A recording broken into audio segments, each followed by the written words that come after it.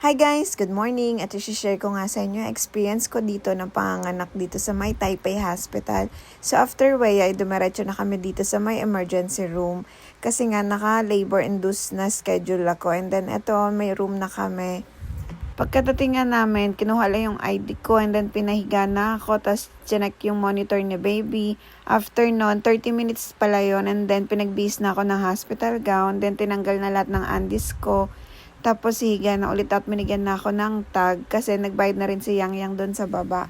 Ang unang binayaran nga pala namin ng admission fee ay... So guys, pagka-admit pala yung mga babayaran mo ay yung registration fee which is 80. Tapos medical examination fee 1,281. And then yung inspection fee ay 499. Yung treatment fee naman ay 138.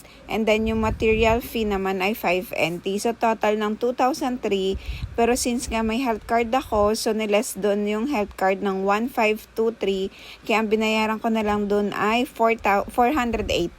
So guys, yung interval ng checking sa akin ay 30 minutes to 1 hour. So ayan, binigyan na ako ng oxygen. Hindi naman ako nahihirapang huminga. Hindi ko alam paano gamitin ko. Kaya nahabol ko yung hinang ako dito. Hindi ako makapag-relax. Kaya tinanong ko, para saan ba yun?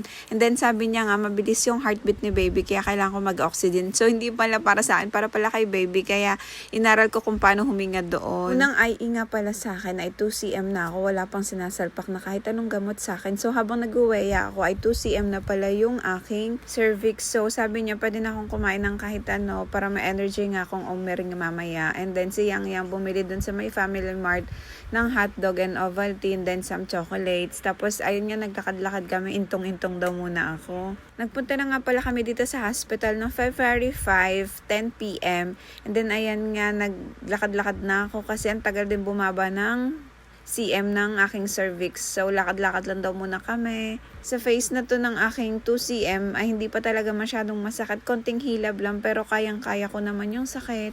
At habang naglalakad-lakad nga ako, ayan dumating yung doktor ko. Yan din nga pala nagpaanak sa akin kay Jada.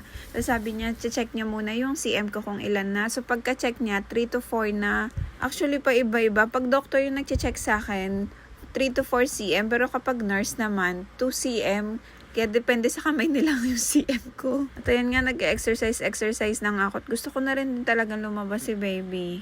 At kaya ko pa nga mag-joke dito kaya nga. At puro tawa lang talaga kami. Pero pagdating talaga ng 7 to 8 cm, naku, hindi na ako mapapatawa. Tapos ayoko na rin nakakanilig ng kahit anong ingay. So ayaw pa nga masyadong bumuka talaga ng cervix ko. Sobrang na-stuck ako sa 3 to 4 cm. Kaya ayan, binigyan nila ako ng pang maternity exercise ball. Tapos ayan, hilot-hilot na yung aking balakang. Tapos ayan nga, parang wala lang, sakto lang yung hilab-hilab dyan, kayang-kaya pa naman. Si Yang nga pala munang ama ng aking anak kasi nga si Jay ay magbabantay kay Jada kasi nga bawal ang toddler sa hospital. So sobrang tagal na mai-stuck nga ako sa 3 to 4 cm, kaya ang ginawa ng doktor ay pinutok na niya ng kusa yung membrane ng panubigan ko ng 1 p.m. So bawal na akong tumayo noon nung pagkaputok niya ng panubigan kasi nga kapag naihi daw ako ay wag na wag akong tatayo. At ito nga pala yung binigay nila para dyan ako umihin ng panubigan ko kasi nga daw magtutuloy-tuloy na yung contraction ko at sobrang sakit na talaga nung time na to.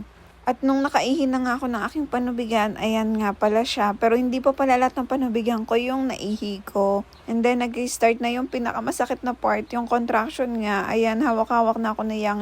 Gusto ko kailangang higpit yung hawak sa akin. Tapos ayoko nang maingay kasi sobrang sakit talaga to be as in. Pero syempre, ina tayo, kaya kailangan kayanin. So, every contraction ko dyan ng 7 to 8 cm ay nagbablow lang ako like candle blow. Yung relax lang ng pagbablow para nga ma-release yung pain ko kahit papano.